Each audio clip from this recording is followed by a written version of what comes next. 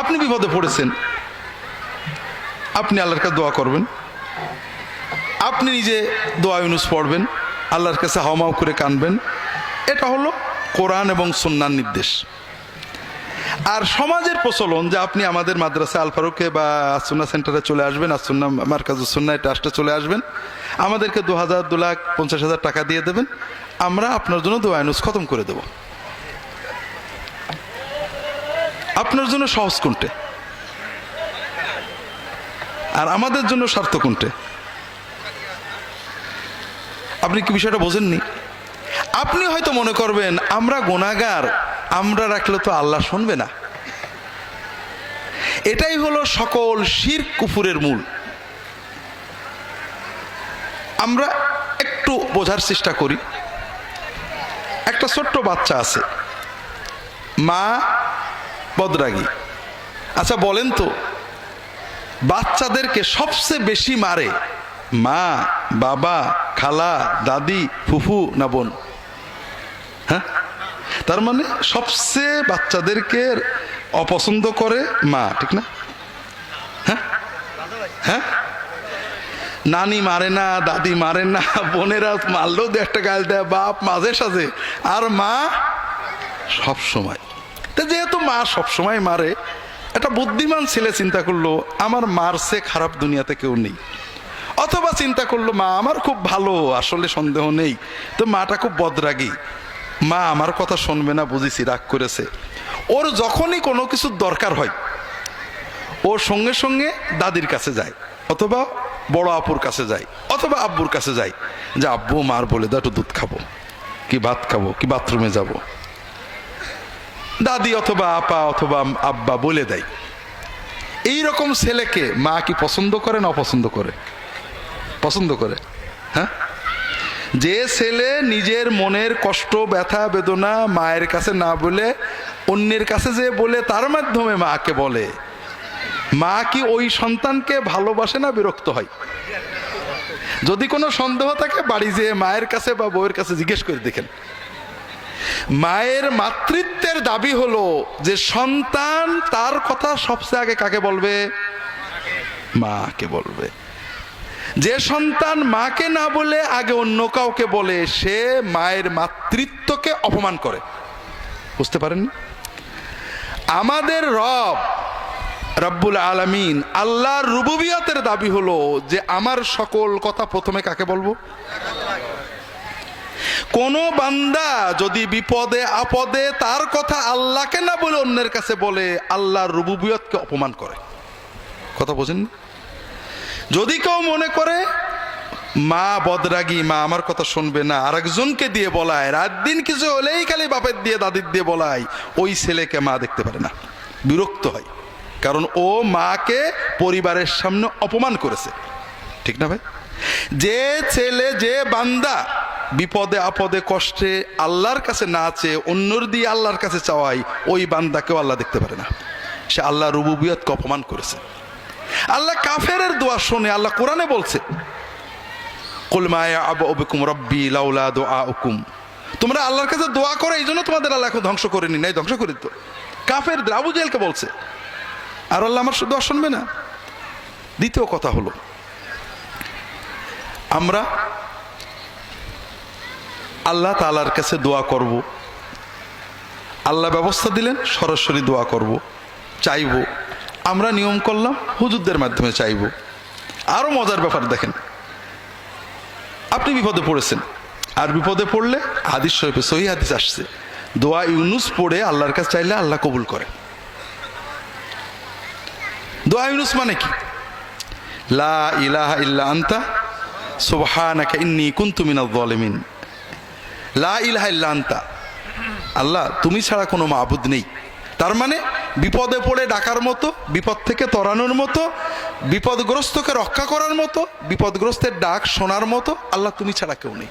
ইন্নী কুনতু মিনাজ জালিমিন, আল্লাহ আমি অন্যায় করে ফেলেছি। এর অর্থ কি?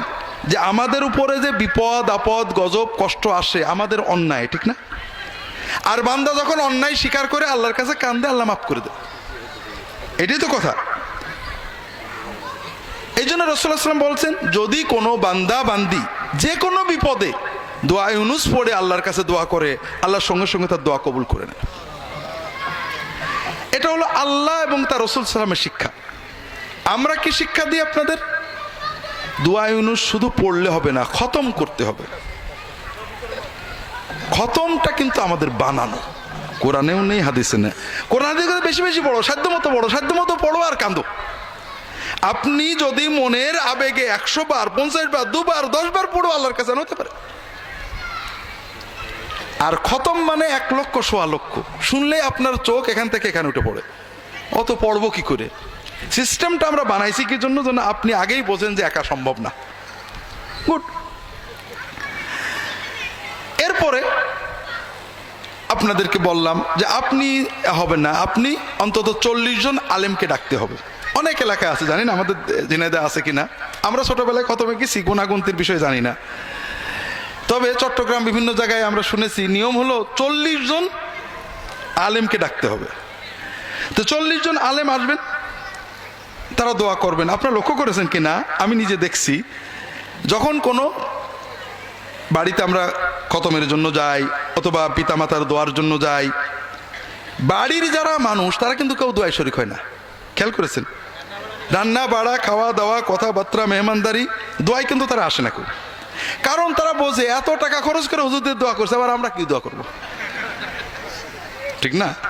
তাহলে আমরা 40 জন আলেম সবাই বলছি আল্লাহ আমি জালেম, ইন্নী কুনতু মিনাজ জালিমিন, আল্লাহ আমি জালেম, আল্লাহ আমি জালেম, আল্লাহ আমি জালেম।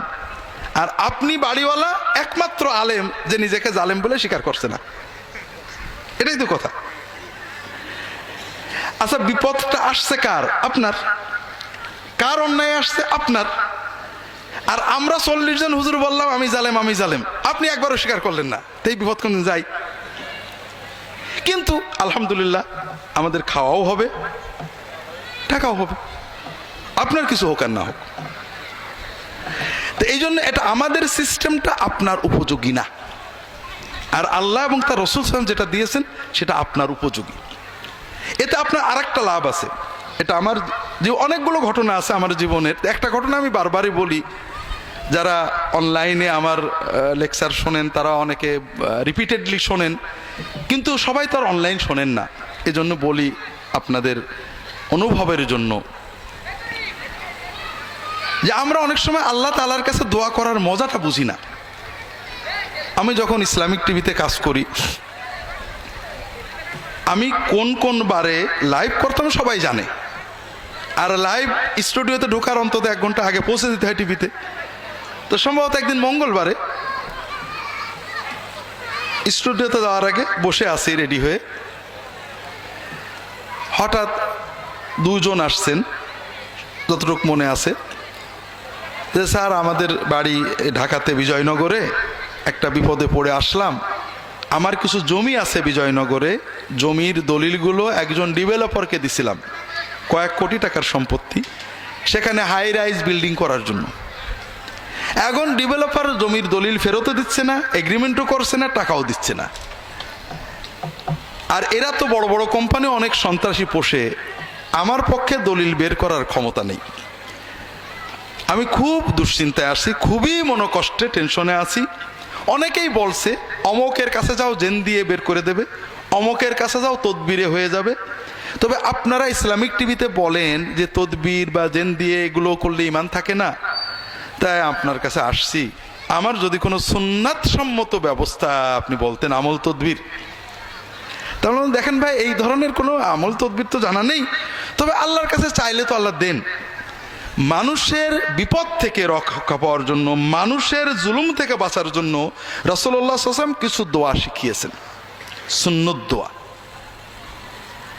তো আপনি আমার রাহে বিলায়াত বইটা দিলাম, যে আপনি এই দোয়াগুলো দাগ দিয়ে দিলাম, এই দোয়াগুলো মুখস্থ করে অর্থসহ, সবচেয়ে ভালো হয় তাহাজ্জুদে পড়বেন, নামাজে সেজদায় যে আল্লাহর কাছে যতটুকু মনের আবেগ চোখের পানিতে চাইতে থাকবেন, বারবার পড়বেন, দোয়া মাসুরাই পড়বেন, নামাজ শেষ করে আল্লাহর কাছে কেঁদে কেঁদে বলবেন, এগুলো বলতে থাকেন, হয়তো আল্লাহ দিয়ে দিতে পারে। এরপরে বিষয়টা মূলত আমি ভুলেই গেছি। মাসখানেক সম্ভবত পরে এসে ওই ভদ্রলোক আসছেন, বলে স্যার একটা সুখবর, কোনো বলা নেই কওয়া নেই, ওই লোকটা আমার বাড়ির দরজায় এসে বেল দিয়ে আমার ওই দলিলগুলো দিয়ে চলে গেল। তো আলহামদুলিল্লাহ, মাশাআল্লাহ, আল্লাহর দয়া, আল্লাহর দয়া। আপনার সুন্নত দোয়া দিয়ে আল্লাহর কাছে দোয়া করেছেন, আল্লাহ কবুল করেছেন। তো না স্যার, তারপরে আমার মনটা খারাপ। কেন? যে আমি গত 1 মাস আপনার কথা মতো তাহাজ্জুদ পড়ছিলাম, আর তাহাজ্জুদের সেজদায় দোয়াগুলো পড়তাম, তে খুব শান্তি পাচ্ছিলাম, মনটা এত ভালো লাগতো। এখন আমার মনে হচ্ছে যদি আরো 6 মাস পরে আমার দলিলটা দিত তাহলেই ভালো হতো। কথা বুঝতে পারেননি? আল্লাহু আকবার। আপনি দলিলও পেয়েছেন, আল্লাহর ওলিও হয়ে গেছেন। আপনি আল্লাহর সাথে মহব্বতের প্রেমের মজা পেয়ে গেছেন, আপনি সব পেয়েছেন, ঠিক না? কিন্তু আপনি আমার কাছে এসে বসে থাকতেন, তাবিজ একটা নিয়ে যেতেন, আমার কাছে 1 লাখ টাকা দিয়ে যেতেন, আমি জেন চালান দেওয়ার কথা বলতাম, আপনি কিছুই পেতেন না।